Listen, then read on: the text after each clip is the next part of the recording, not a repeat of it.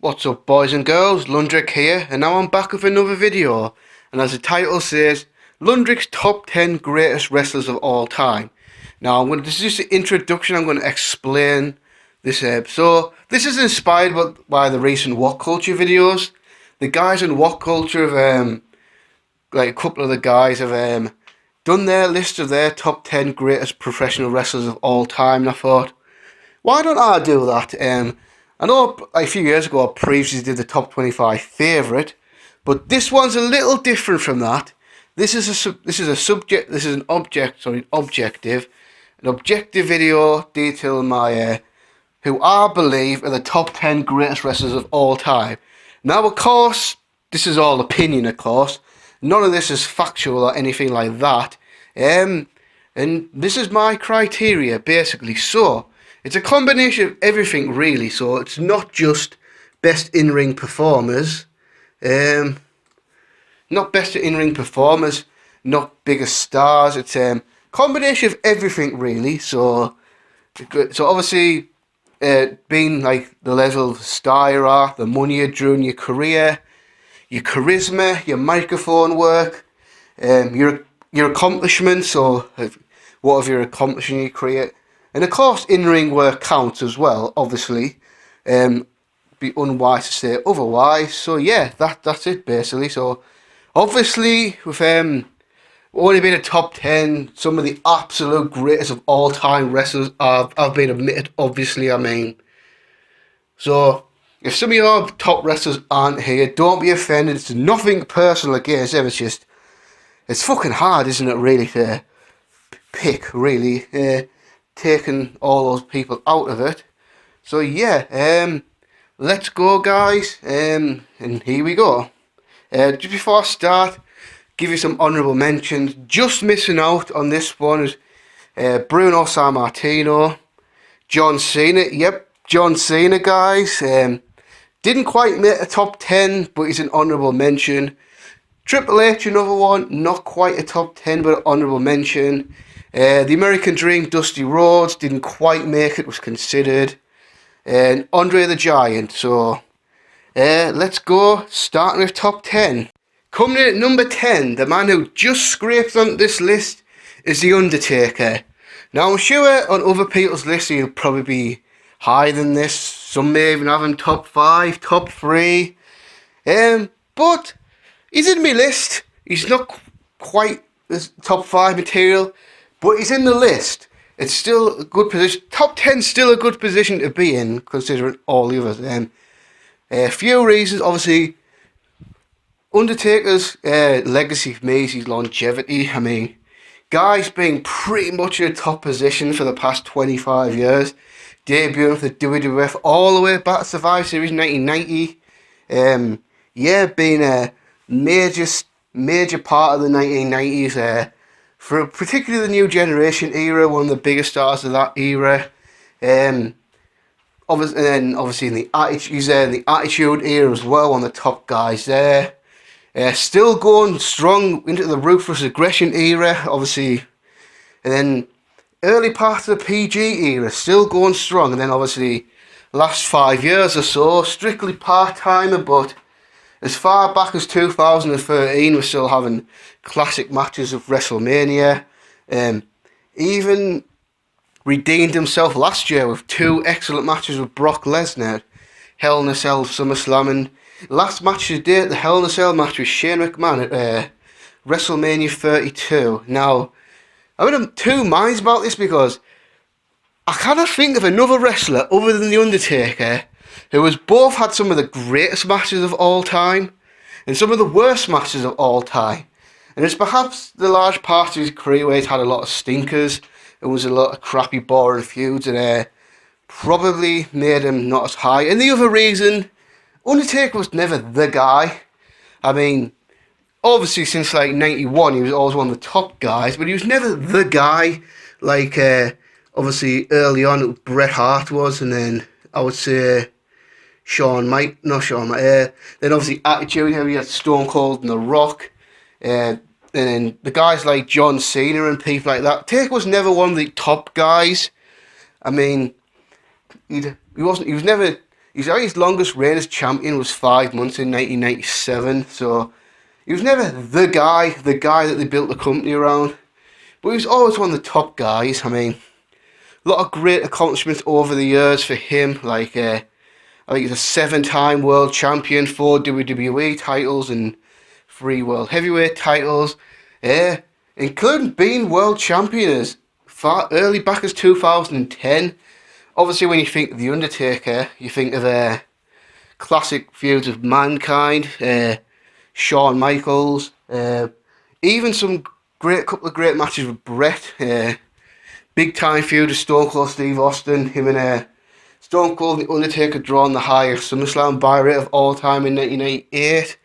And then some of his ruthless aggression era work with Brock Lesnar in 2002.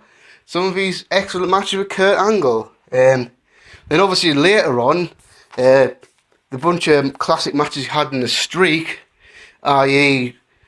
Edge at 24, and then that amazing series of 2 with Shawn at 25 and 26. 2 classics with Triple H at 27, 28. Even had a classic at 29 of CM Punk.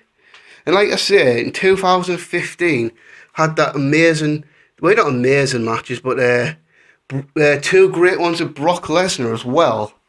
So yeah, The Undertaker, I feel like he's definitely worthy of his inclusion in this list. Obviously, yeah, he had a great presence and amazing character. And for me, in my eyes anyway, the greatest big man in the history of pro wrestling, in my opinion. So yeah, so Undertaker clocks in at number 10. Coming in at number 9, Kurt Angle. Another guy who a lot of people might put a lot higher on the list, but again, top 10's not a bad position. I mean, number 9, still a great position to say, in my opinion, number 9 of all time, so that's not bad at all, really, is it? Kurt Angle is one of the greatest total packages in professional wrestling history, in my opinion. One of the few guys that has both amazing in-ring talent and amazing microphone work, and obviously amazing credentials, and obviously, and perhaps the best pure athlete to ever walk into the wrestling business. I mean, I'm sure you've all heard it before. Kurt Angle, one of the greatest amateur wrestlers in the history of America, won the Ultimate Prize in 1996, won the Olympic Games in freestyle wrestling heavyweight division. Fast forward 2 years later, Kurt Angle signed to the WWF in 1998, goes about his training in like all the Tom Pritchard camps, and I think he was put down in Memphis for nearly a year, and then doing dark matches in 1999 until finally Kurt Angle made his WWF debut in Survivor Series 1999. And have to say, in all of my years of watching wrestling, I've never seen a better natural wrestler than Kurt Angle. Like I say, amazing. Obviously, being a real athlete probably wasn't that hard for him to pick up the physical stuff. But what I kind of see for a lot of amateur athletes is a lot of them lack charisma. Kurt Angle had charisma in spades. Pretty much straight away being just as adept on the microphone as he was in the ring. And then a 6-year career in the WWE. Had some many classic matches. Mainly the ones with Chris Benoit, talked about. Royal Rumble 2003. Arguably the best pure wrestling match in the history of the company. Classic match with Shawn Michaels at WrestleMania 21. Great matches with The Rock. Tremendous matches with Stone Cold Steve Austin. SmackDown 6, he was a big part of that. Him and Benoit teamed up against Edge and Rey Mysterio, producing gripping tag team matches. Classic feud with Brock Lesnar in 2003. Main event in WrestleMania 19. And having a big Iron Man match as well. 2006, amazing match with The Undertaker at No Way Out. And perhaps one of the most accomplished rookie years in the history of the WWF as well. In 11 months, he became European champion, Intercontinental champion, 2000 King of the Ring, and then the big one, No Mercy 2000, becoming WWE champion for the first time. And then that's certainly not the only time Angle held that title. He held it, I think it was 3 more occasions, if I remember right. in 2001, 2002, 2003, as well as one reign as a World Heavyweight Champion in 2006. Then obviously Angle went to TNA 2006 to 2015. Maybe, he might have left TNA early 2016 actually, but still, went to TNA, had another tremendous run there as well. Carried on his classic matches, the likes of Samoa Joe, AJ Styles. Had a surprising classic match with Ken Anderson one time, a Lockdown. And some of my personal favourites, the match with Desmond Wolfe for Turning Point in 2009. So Kurt Angle was having tremendous matches well into his 40s, and despite a lot of physical injuries, he'd been having big neck problems dating back to 2003, but he was still killing it. And still killing the microphone, and was probably TNA's biggest star for the most of the time he was there. Multiple time TNA heavyweight champion. Main event at Bound for Glories. Faced the likes of Sting. That was a classic feud. Well, not a classic feud, but a good feud. Although I most remember his matches with Samoa Joe, particularly the Genesis, the Lockdown 2008 ones. So yeah, Kurt Angle's a big contributor. And if he retires tomorrow, he has a hell of a legacy, and certainly WWE Hall of Famer, certainly worthy of being on this list. Coming in at number 8, a man called Sting. Some people might think I'm overrating him, but this is my list, people, my opinion and all that. I mean, I'm a big fan. Do you know what? I didn't realise how big a fan of Sting I was since he came to the WWE. And then I looked back at his career and thought, wow, hell of a career there. Hell of a career. I mean, a lot like The Undertaker, a lot of longevity. Pretty much somewhat of a star for over 20 years. I mean, first really breaking out in the late 80s in the NWA. Seeing WCW all the way through to the end. Few years of inactivity. Looking back, a pretty underappreciated run in TNA in my opinion. I mean, that's a sort of run where I wasn't that big of a fan at the time, but now I've had time to reflect on it. Pretty productive, and then obviously finally signing on the dotted line in the WWE in 2014.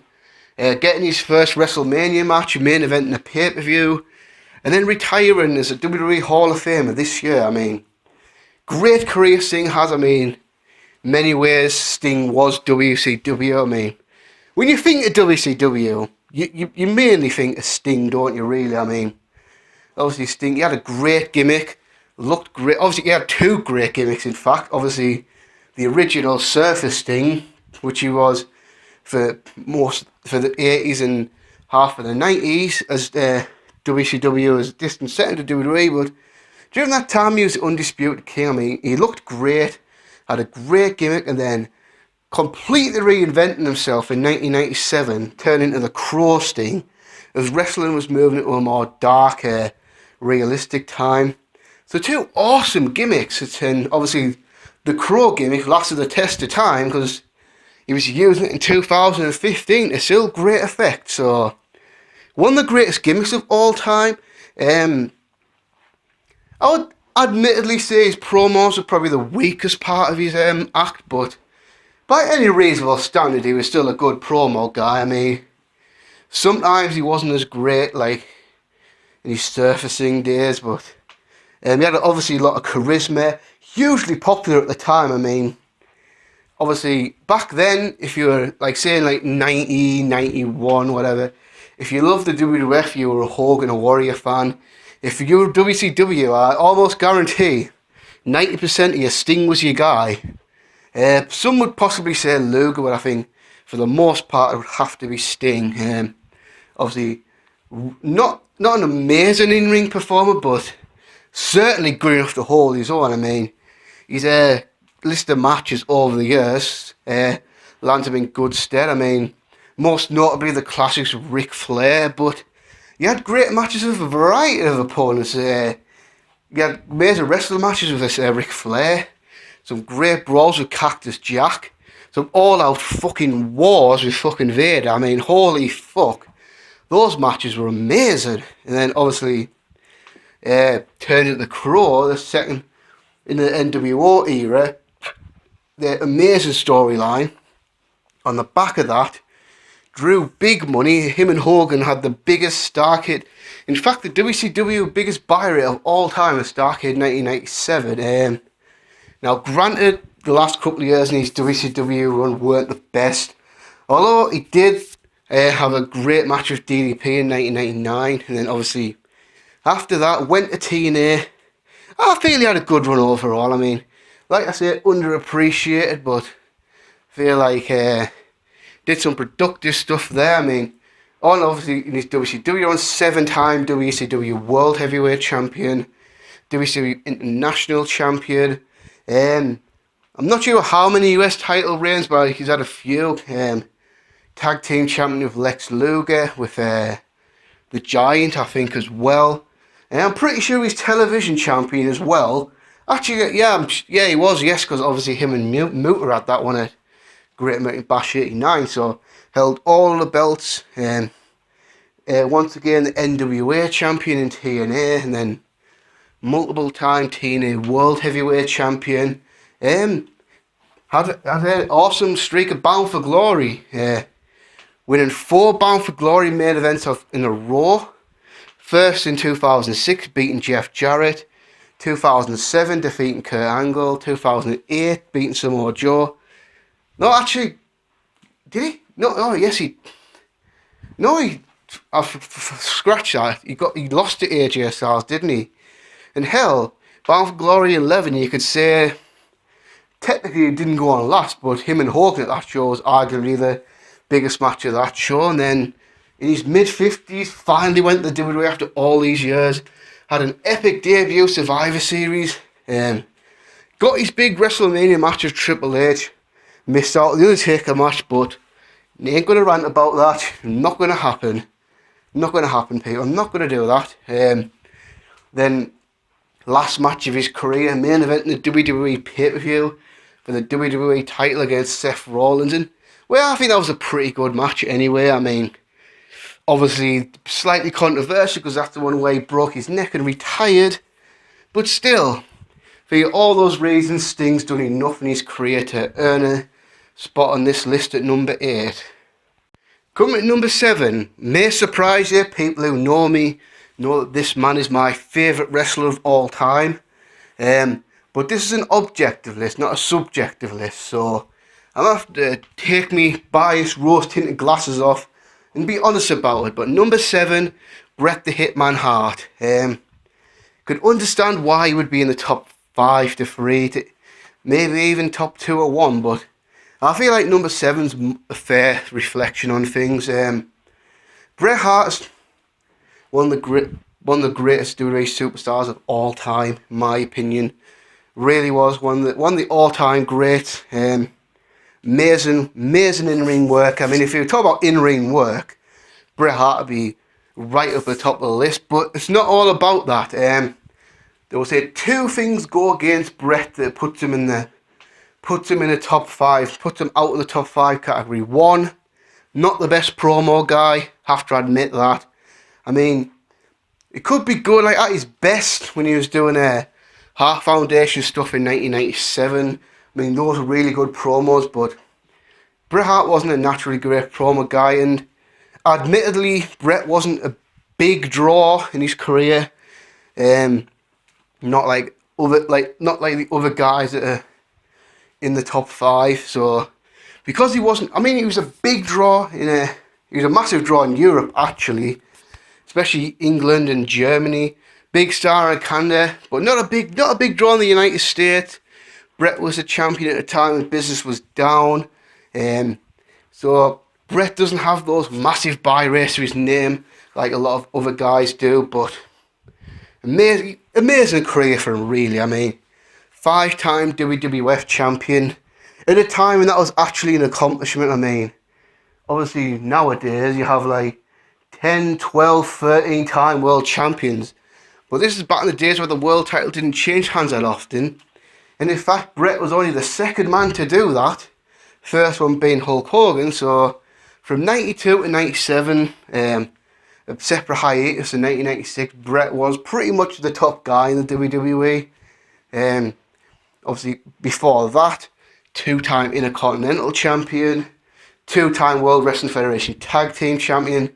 So he started out as a great tag team with Jim Neidhart, worked his way up the Intercontinental title, proved you could hang there, and then became the World Wrestling Federation Champion. Also, first ever televised King of the Ring winner in 1993, co-winner of the 1994 Royal Rumble, so he's quite a lot of accomplishments. And then obviously 2 more world title reigns in WCW, which let's not get into that too much. 4-time United States champion. Believe him and Goldberg were tag champions, and then, although it was kind of stupid, was WWE US champion in 2010, which, even as a Bret Hart fan, I probably admit that was probably a bit stupid, but whatever. But obviously, what puts Bret so high in this list is his accomplishments, and his main attribute, obviously, is his in-ring work. I mean, you may not like Bret Hart, you may feel Bret Hart's bitter, you might think he takes himself too seriously, but you can't deny that Bret Hart was in his prime as an amazing wrestler. I mean, just look back at his matches in the 1990s. I mean, classics like SummerSlam 1992 with the British Bulldog, 91 with Mr. Perfect, WrestleMania 8 with Roddy Piper, 5-star matches with Owen at both SummerSlam and 94 and WrestleMania 10. Tremendous no-holds-barred match of Diesel at Survivor Series. Classic Iron Man match. I don't care what anyone says, I love that Iron Man match of Bret Hart and Shawn Michaels at WrestleMania 12. 2 5-star matches with Austin at Survivor Series 1996. In my opinion, the greatest match in WWE history, WrestleMania 13, the submission match. And he had one last 5-star match at WCW with Chris Benoit. So yeah, Bret Hart often billed himself as the best there is, the best there was, and the best there ever will be. That was obviously a catchphrase, and not quite true, but good enough for a top 7. Now coming in at number 6, has to be the Heartbreak Kid, Shawn Michaels. Another one where I can understand why people would put him right at the top of the list, but again, this is an objective list, not a subjective list. So Shawn Michaels just misses out on the top 5 spot. And obviously, if I'm going, and the reason is pretty much like Bret, and I'll probably like the Undertaker as well. Never a big draw. So like Bret Hart, Shawn Michaels was not a big draw, especially in his prime. I mean, when Shawn was like Bret, Shawn was champion at the time and business was down and all that. Perhaps if he didn't get injured in the Attitude Era, he could have been a bigger draw as the WF got bigger, but he was gone at that time, so that's all ifs and buts. But if this list was based on in-ring performances alone, Shawn Michaels would be number 1. Because in my opinion, Shawn Michaels, and I think a lot of people agree with this, Shawn Michaels is the greatest in-ring performer in American wrestling history, in especially WWE history, without a doubt. I would say Bret Hart came close, but I feel like in Shawn's later years he ended up surpassing Bret as a worker. So Shawn had 2 careers really, didn't he? I mean, his first run in the WWF from 88 and 98, but before that was successful in the AWA with Marty Jannetty and the Midnight Rockers, being the AWA Tag Team Champions. Had a nice run of him and Marty in the WWF in the late 80s, early 90s. Never officially becoming Tag Team Champions, unfortunately. Then obviously moved on the Intercontinental title ranks in the mid-90s. 3-time Intercontinental Champion. And then 3-time World Wrestling Federation Champion in 1996. 1997 and 1998. And then came back for one short run as World Heavyweight Champion in 2002. Feel like Shawn was a good talker. I wouldn't put him amongst the elite talkers. I feel like had a great gimmick in the Heartbreak Kid. Obviously influential in the early days, the Attitude Era with him and Triple H forming DX. Obviously that was a massive part of the Attitude Era, and I would say that heel turn in SummerSlam 1987 to the end of his first run was his best stuff promo wise. I mean, Bret and Shawn had come through, broken down the size barrier, being 6 foot and 220 pounds or whatever it is, and both became world champions, and great world champions. And then match quality, I mean, Shawn Michaels, the ladder matches with Razor to WrestleMania 10 and SummerSlam 1995, sorry, popularised the ladder match. I mean, Shawn Michaels helped build the ladder match in the United States, changed the business forever. Obviously, big fan of the, obviously, main event of WrestleMania 12, Iron Man match there with Bret Hart. Amazing match with Mankind and Mind Games. First Hell in a Cell, The Undertaker, liked the ladder match, made that gimmick, really. I mean, that Shawn set the standard for both of those matches, in my opinion. I mean, the Hell in a Cell, classic stuff. Retired with the massive main event of Steve Austin at WrestleMania 14. Came back in 2002, and dare I say it, had a better run than his original run. Always, I believed that for years, and I still believe it. Probably won't be convinced otherwise. I mean, this was a more mature Shawn Michaels. I just think he was better than he was in his prime, to be honest with you. I mean, some of these came back SummerSlam 2002. Amazing match with Triple H. Really, really amazing stuff. And then over the next 8 years, had so many more classics with the likes of Triple H. WrestleMania, this second was where he established himself as Mr. WrestleMania. Another main event at WrestleMania 20, 5-star triple threat match with Triple H and that Canadian guy who we're not allowed to mention. 2005, WrestleMania 21, amazing match with Kurt Angle. Main event at SummerSlam 2005, Hulk Hogan drawing over 600,000 buys. Big stuff. Main event with John Cena at WrestleMania 23. Career threatening match with Ric Flair at WrestleMania 24. And then he retired on 2 amazing WrestleMania matches with The Undertaker.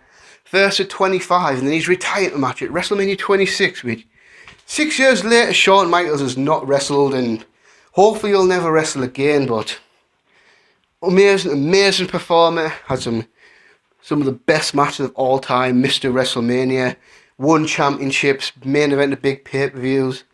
So Shawn Michaels at number 6.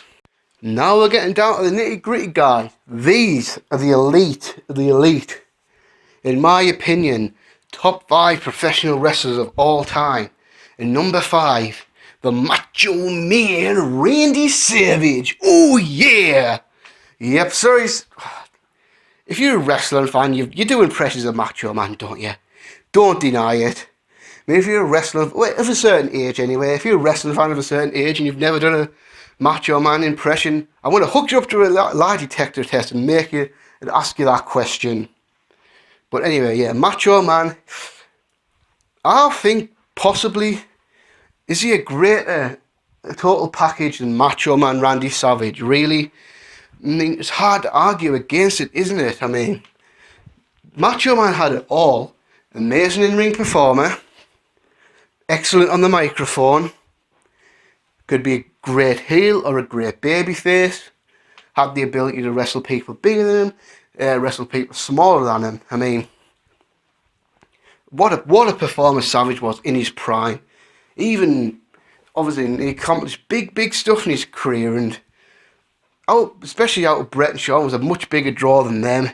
Not quite a bigger draw as Hogan, but he was on top of the WWF at arguably the most profitable time in the company's history. I mean, first off, having an amazing reign as the Intercontinental Champion in 86 going to 87. I mean, people talk about the Honky Tonk Man's long reign, but Macho Man himself had a 13-month reign as the Intercontinental Champion, winning the title from Tito Santana in February 1986 in the Boston Garden, and then losing it in WrestleMania 3, March 29th, 1987, in that amazing match with Ricky Steamboat, which 29 years later, we're still talking about it. People to this day still call that one the greatest matches of all time. And it was next year it's going to be 30 years ago. I mean, that's a timeless classic. And then on the back of that, turned babyface, hugely popular at the time. Popularity was only rivaled by Hogan's at the time, and that was when Hogan was the absolute king of professional wrestling. Then obviously formed the Mega Powers with Hulk Hogan. Then WrestleMania 4, winning the tournament, becoming the WWF champion. Now, for the first time in 4 years, Hogan wasn't the champion.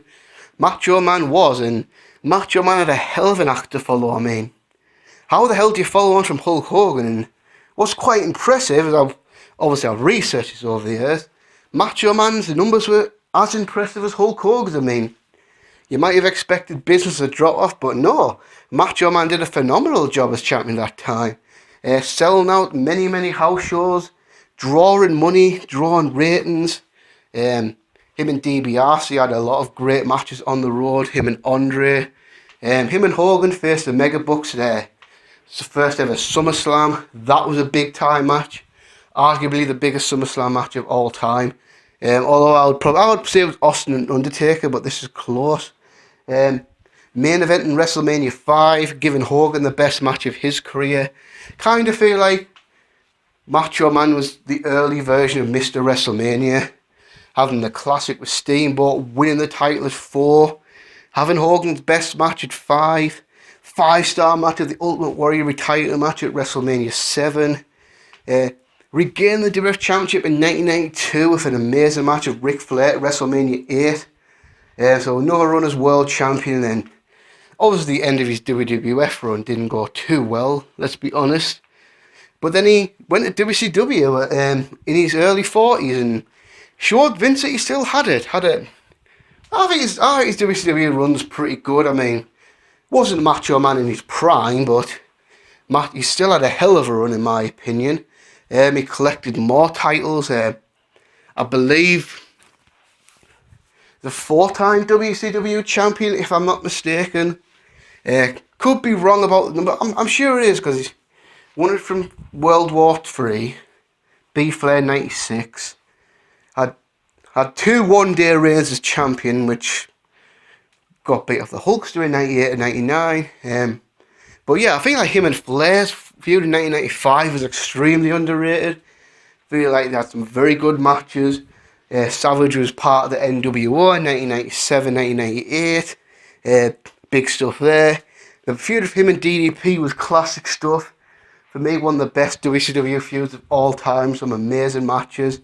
The Savage was still killing his mid-40s, but a knee injury in 1998 kind of pretty much unofficially ended his career. I mean, came back in 1999, but he kind of sucked then. And then, unfortunately, like many others, like of Hogan and Nash and Hall and Steiner and all that, Flair, after like WCW, he never came back to the WWF, which I'm sure you've heard the rumours there. You have to hear the rumours there. Which is a shame because maybe if Savage had that big run in the early 2000s in the WWF, maybe he could have added to his legacy and become an even bigger star, kind of like how Hogan did. I mean, I do feel like Hogan added to his legacy when he came back, and Macho Man could have been the same, but still, what he did is enough for me to convince me he's a top 5 material. Oh yeah! Now number 4, the jabroni beating, wow! Pie eating, trailblazing, eyebrow raising, people's champ, The Rock. That's right, The Rock is in at number 4. I bet you were expecting it to be number 3, weren't you? I bet you were expecting the top 3 to be what Hogan, Austin, and Rock. But you were slightly wrong because one man didn't make it the top 3, and that's The Rock. But still, top 4 is a great spot. I mean, what more can you say about The Rock that hasn't been said? One of the absolute biggest icons this business has ever seen. Mega star in his prime. I mean, oh God, I just remember like 2000, how big star The Rock was. It was pretty incredible. I mean, I grew up in this time, so got first-hand experience to tell just how big of a name The Rock was. Especially in 2000 when Austin was gone and Rock became the man in Austin's absence. But yeah, massive. I mean, The Rock accomplished more in just a few years than most people can accomplish in 20 years. I mean, charisma, holy fuck.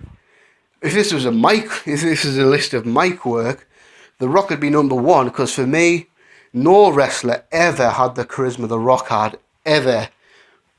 My opinion, absolutely not. No one had more charisma than The Rock. Nobody, I mean. I'm sure if you kids haven't seen The Rock, go on YouTube, your network, or whatever the hell you've got.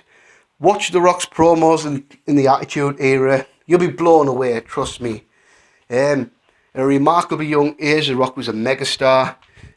Becoming the youngest Intercontinental Champion of all time in 1997. That record was broken by Randy Orton later on, but then obviously joined the Nation of Domination, changed the Rocky Maivia to The Rock, developed his persona, classic feud of Triple H over the Intercontinental title, amazing ladder match at SummerSlam 1998 in the Garden, and then shot to stardom in late 1998 at the age of just 26, becoming the WWF Champion of Survivor Series 1998. I believe, as far as WWE titles go, he's the second youngest behind Brock Lesnar. Him and Yokozuna were both 26, but I think Yokozuna was a few months older than The Rock. Could be wrong on that one. Well, yeah, I'm pretty sure Brock Lesnar's the only one who's younger WWE champion. I'm talking about that belt specifically, so no smart-ass remarks about Randy Orton. But yeah, obviously then The Rock became the corporate champion. Main event his first, other than it was a classic feud of Mankind. Main event his first WrestleMania was Steve Austin, drawing about 800,000 buys, I think it was. Broke the WrestleMania record at the time. Just throughout 1999 became bigger and bigger and bigger. This is when the WWF Raw was drawing record ratings, like insane ratings back then. Had a show named after him in SmackDown as well, which still exists to this day, and it's called SmackDown Down to The Rock. That's pretty awesome. And in fact, SmackDown is now a word. Yeah, SmackDown is now an official word in the dictionary because of The Rock. Then obviously Austin's absence happened, and The Rock just got even bigger in the year 2000. Mega star, headline WrestleMania 2000 again, and again classic feud with Triple H. 7-time WWF champion from 1998 to 2002. That was a record. He was the first man to become a 6-time WWF champion, and then became a 7-time WWF champion. WrestleMania 17 of Steve Austin, first WrestleMania to draw over a million pay-per-view buys. Amazing stuff. Two reigns as a WCW champion in 2001 during the Invasion, which at that time would have made him a 9-time world champion. At the age of 29 here, faced Hulk Hogan in an incredible match at WrestleMania 18. Then beat Austin at WrestleMania 19, and then pretty much took off to go to Hollywood after that, and then became one of the biggest stars in Hollywood. I mean, at the age of 30, The Rock had accomplished everything in wrestling. That's a remarkable achievement. I mean, a lot of guys have been wrestling for over 20 years and haven't even had half the success The Rock had. And then, after establishing himself as a big star in Hollywood, came back in 2011 to guest host WrestleMania 27. I don't care what anyone says, The Rock's present that show drew that buy rate. CM Punk, I'm looking at you. When he, in his podcast, Cole Cabana, when he tried to make out the WrestleMania drew the buy rate. No, The Rock did. And then obviously came back, WrestleMania 28 of John Cena, broke the WrestleMania buy rate record. Obviously that record will never be broken now because of the WWE Network, but I think it was 1.25 million buys or something like that. I can't remember the exact number. But either way, The Rock had come back after all those years away and broke records. Even had time to have one last run as a WWE champion, beating CM Punk at Royal Rumble 2013. And main eventing one more WrestleMania of John Cena, which drew a monster buy rate. I mean, that's not a debate. That match probably shouldn't have been that much, but still, The Rock, and to date, that's his last match. Will The Rock have more matches to add to his legacy? Who knows? But if The Rock never has, And I'm not counting that silly Eric Rowan match that we had at fucking WrestleMania 32. That wasn't a proper match, so as far as in my eyes, the Cena match was his last match to date. Yeah, so if he never has a match again, The Rock's done truly enough in this business. So top four would be The Rock. So who was the man who knocked The Rock out of the top three then? That man would be the Nature Boy, Ric Flair. I mean, this is one I've changed my mind over the years. I mean, long time ago, I did have The Rock at number 3 and Flair at number 4, but times and opinions change, and I was there over the last year and a half or so.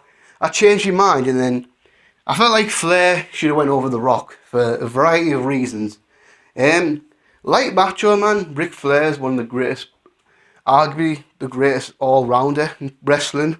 Total package, amazing in-ring worker, tremendous gimmick, absolutely tremendous. One of the absolute best mic men in the business as well. And for me, anyway, the greatest world champion of all time in pro wrestling. And unlike Rick, obviously longevity as well.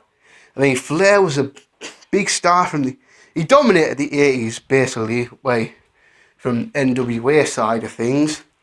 Was pretty much a main event player all the 1990s as well, bar a couple of years here and there. And still had enough great moments in the 2000s before finally retiring in 2008 at WrestleMania 24. He came back after that, but whatever. But yeah, Ric Flair's stellar career as it stands, and this is probably going to change very soon, boys and girls. The most recognised world titles in history was 16. I mean, John Cena's going to break that record very soon, let's be honest, but that record has stood for many years. Ric Flair had his final world title reign in 2000, so it was a record that's lasted at least 16 years. So we'll see, but it's obvious that in the next year, Cena's going to match that record and then possibly break it and become a 17-time champ. But depending on who you believe, because there's a few unrecognised Flair reigns, he's anything from an 18 to a 21-time world champion unofficially. But officially it's 16. But yeah, so Flair rose in the ranks in the 70s, winning various regional titles, mainly in the Mid-Atlantic area for Jim Crockett Promotions. United States champion multiple times in the early 80s with like the Bobo Brazil, Wilder McDaniel, Ricky Steamboat. Him and Greg Valentine were NWA Tag Team Champions.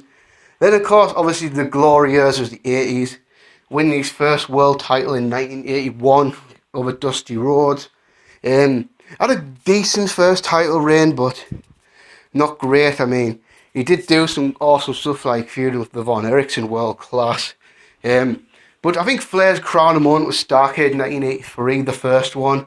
Flair for the gold of Harley Race for the World Heavyweight title. That was a mega match at the time. One of the biggest matches the NWA ever, possibly the biggest match Crockett Promotions ever put on for that matter. Steel cage match, Flair beat the legend of Harley Race to become a second-time world champion. And then this was back in the day where Flair went from territory to territory, defending his title against all the top challengers all over the world. And to do that, he had to draw money. And he did draw money. Otherwise, they wouldn't have kept putting the title back on him, would they? I mean, he went to world class with the Von Erichs, did stuff in Mid-South, Atlanta, all over the place, basically. Drawing big crowds for his big title defences against variety and just the sheer consistency of in-ring performances throughout that year. Unbelievable. Classic matches of like the Ricky Steamboat, Harley Race, Barry Windham, Terry Funk. I even saw him have an amazing match with Terry Taylor one time. Kerry Von Erich. Top, big stuff. And the big feud of Dusty Rhodes in the mid-80s, that was fucking tremendous. Microphone work was unreal at the time. Amazing gimmick, especially for that time. In the corporate greed of the 80s. The Four Horsemen, the greatest faction of all time in my opinion. Yes, Four Horsemen is above the NWO guys. That's just my opinion. Doesn't mean I'm right. Doesn't mean I'm wrong. It's just an opinion. At the age of 40, he had the best year of his career with the trilogy of Ricky Steamboat and an amazing rivalry with Terry Funk. And then in the 1990s, still having classics with the likes of Lex Luger and Sting, putting Sting over at the Great American Bash. Then finally, 1991, going to the big dance, going to the WWF. Not having an amazing run, but still two-time WWF champion there. Obviously, the highlight of that one being the Royal Rumble 1992. The greatest Royal Rumble match in my opinion, and that was entirely down to Flair's performance. Got a WrestleMania match with the Macho Man Randy Savage.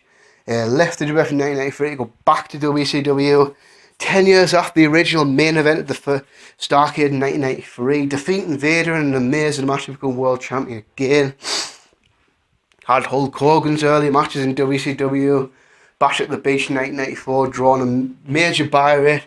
Although admittedly that was more down to Hogan than it was to Flair, to be honest with you. And then still being in the mix in 1995, 1996. I think he had a couple more world title reigns in 1996. Good feud with Randy Savage.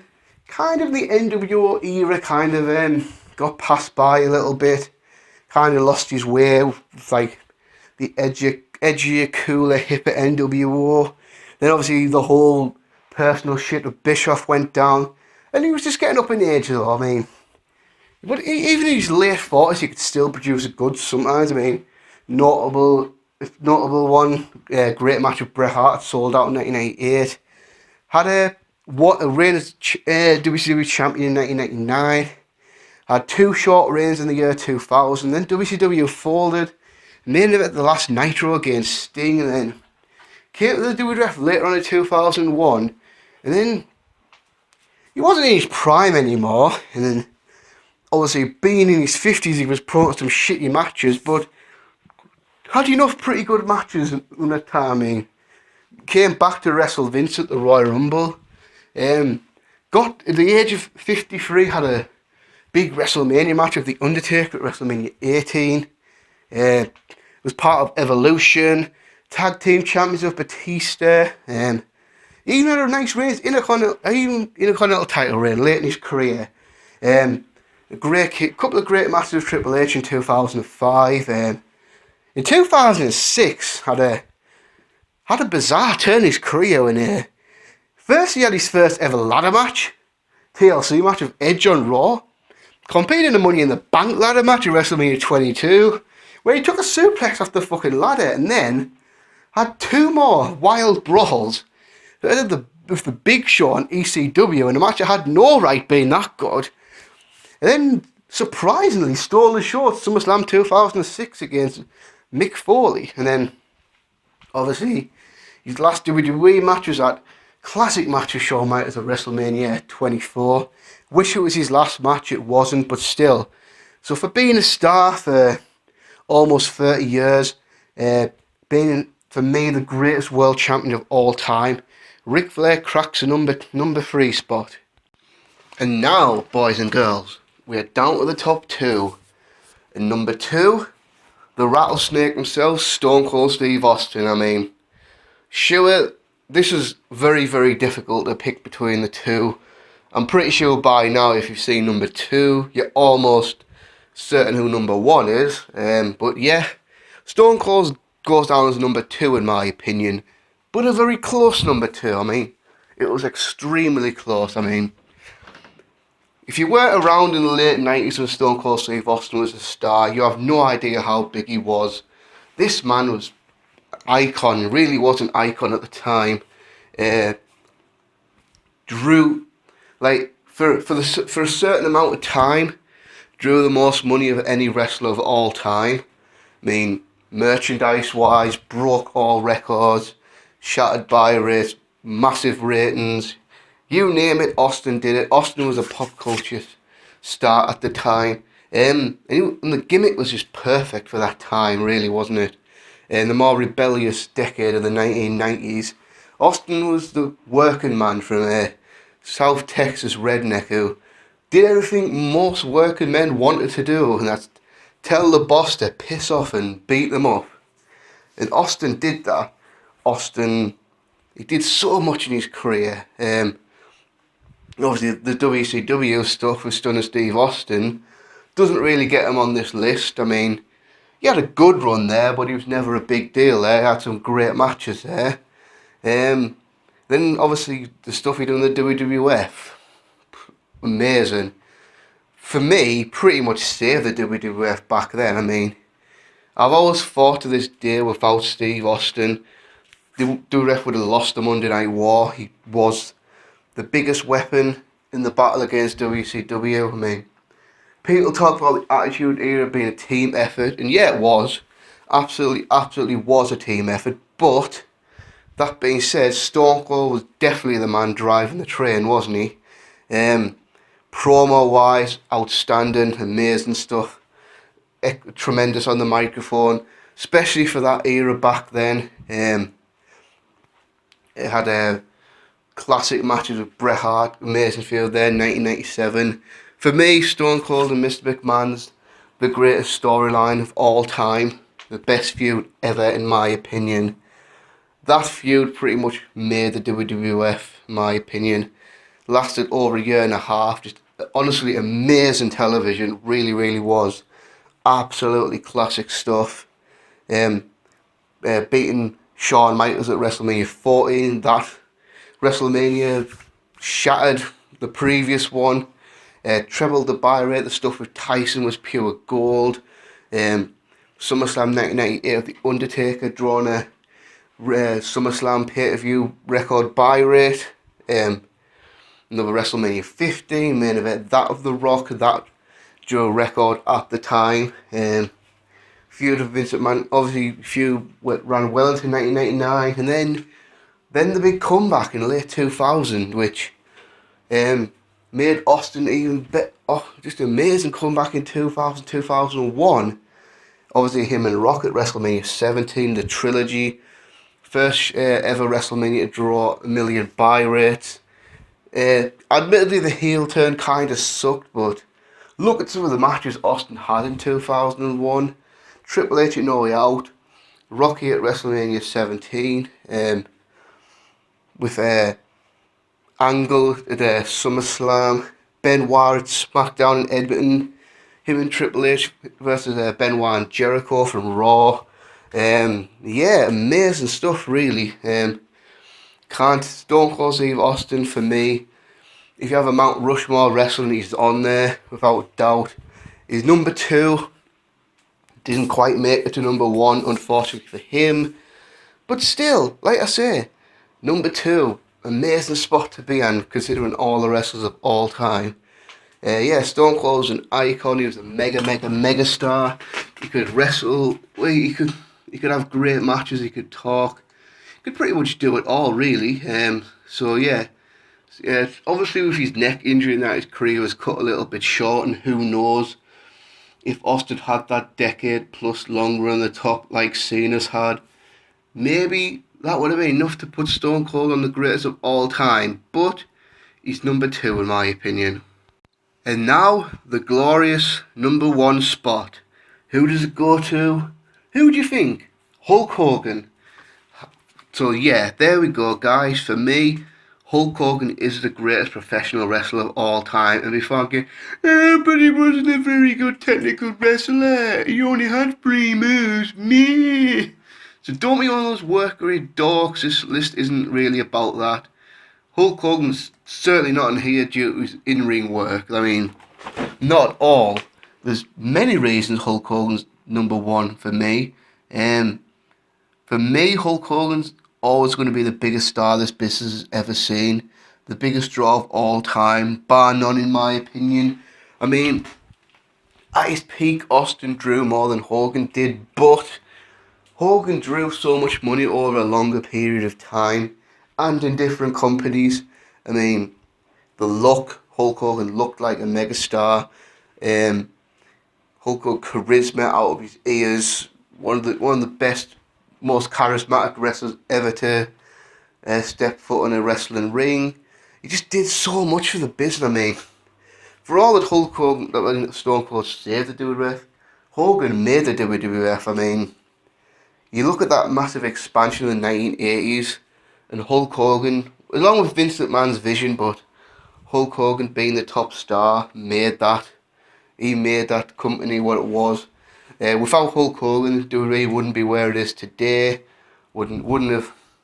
We wouldn't be talking about these 30 years later as a massive company. And Hogan is, in many ways, Hulk Hogan is the WWE, in my opinion. Well, in a lot of people's opinions. So, as far as accomplishments goes, Hulk Hogan, first wrestler ever to be on the cover of Sports Illustrated. That was huge. Obviously, being the biggest star during the big expansion was one of the probably the biggest reason help get WrestleMania off the ground. With WrestleMania 1 of Hogan and Mr. T versus Piper and Paul Orndorff. That legendary world title run from 84 to 88 where just sold out everywhere, drew massive ratings, sold massive amounts of merchandise. I mean, Hulk Hogan's one of the first guys to sell a lot of merchandise back then. WrestleMania 3 of Andre the Giant actually draw 93, whatever the real number was, around 90,000 fans in the Pontiac Silverdome. And this was at a time where, because let's be honest, boys and girls, WrestleMania draws the buy rate now, like the buy rates and the crowd and that now. I mean, that record stood until WrestleMania 32 this year, but let's be honest, no particular match drew that buy rate. The name WrestleMania now draws the crowd. I mean, I get the feeling now you could go to any stadium, put any card you want, really, just have the WrestleMania name, just go to sell out. I mean, obviously within reason, as long as you don't do something stupid like, I don't know, Hornswoggle versus fucking El Torito as the main event or something dumb like that. But yeah, but back in 1987 that wasn't the case. WrestleMania wasn't the mega show that it is now. And that Hogan Andre match drew that crowd. The rematch on the main event in February 88 drew 33 million viewers.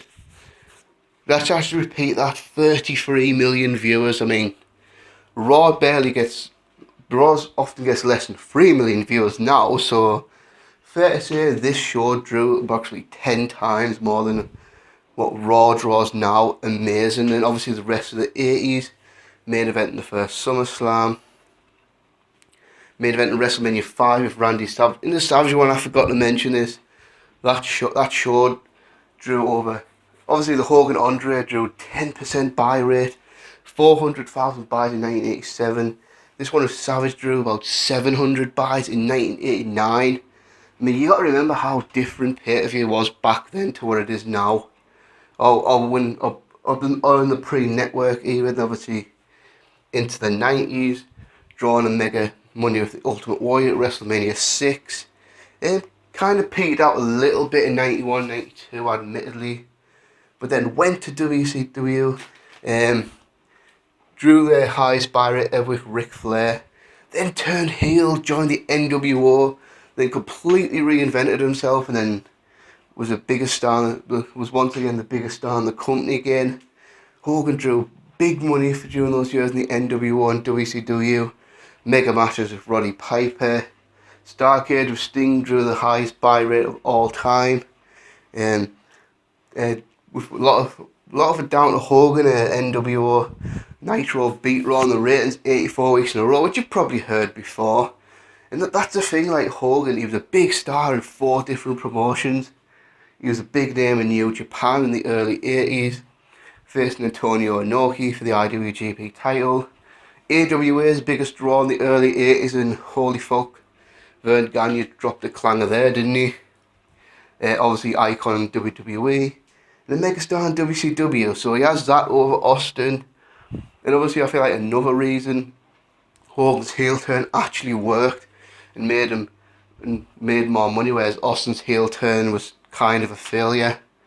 And then, at the age of 48, after being away from the company for 9 years, returned home in 2002, stole the show at WrestleMania 18 with The Rock, drawing over 800,000 buys and one of the most memorable matches of all time. And then You talk about crowd reaction. I mean, I watched wrestling for 24 years now. I've never seen organic crowd reactions Hulk Hogan was getting in 2002. That was unreal. That really was unbelievable. For a while, the whole Hulkamania craze had returned. He became a WWE champion by beating Triple H at Backlash 2002. Awesome stuff, I mean. So he's a six-time WWF champion, six-time WCW champion. Never the AWA champion though, which is a shame, but yeah, winner. So he was a 12-time world champion overall. I mean, that's only recently. John Cena and Triple H have only two guys who've surpassed that since. So he's like number 4 of all time as far as world title reign goes. But if Hulk Hogan was in a different era, I honestly believe he'd be like a 20-time champion by now. Because obviously back then Hogan, he had a 4-year reign and then a 1-year reign and then like a 10-month reign or something like that. So that was back in the day where titles didn't change all the time. And I feel like that 2002 comeback's the greatest comeback of all time in wrestling, and obviously went on to have one more WrestleMania match with Vince, then had the odd match here and there. Most notably SummerSlam 2005 with Shawn Michaels, where again, even in his early 50s, still drawing big money. I mean, that SummerSlam drew about 600,000 buys, so mega money. For me, no wrestler alive or dead has the legacy Hulk Hogan has. And that's why I'm calling him the greatest of all time, people. So yeah, that was a hell of a hard list to write, wasn't it? I did feel like it should have been an audio video so I could explain a bit more. So obviously I did it as a slide. There'd be a lot of unanswered questions, so hopefully I've explained my reasons well enough. So yeah, that's my list anyway. So until next time, guys, peace.